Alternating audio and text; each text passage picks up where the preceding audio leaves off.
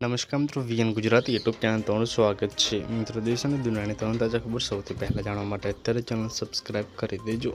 મિત્રો, ખૂબ જ મોટા સમાચાર સામે આવી રહ્યા છે, ચિંતાજનક સમાચાર સામે આવ્યા છે।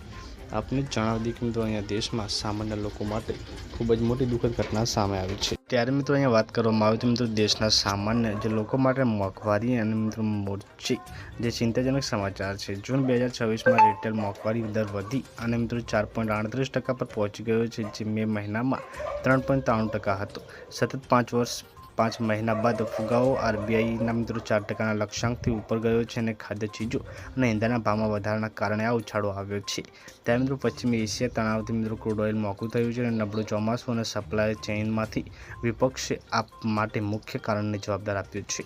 તો ખૂબ જ મોટા સમાચાર સામે આવી રહ્યા છે કે મિત્રો, હાલમાં ફુગાવાના દર મિત્રો જે છે 4%ને પાર જયો છે। ત્યારે મિત્રો, હવે મોંઘવારીનો દર વધી રહ્યો છે। પલ પલની અપડેટ મળતી રહેશે। મળીને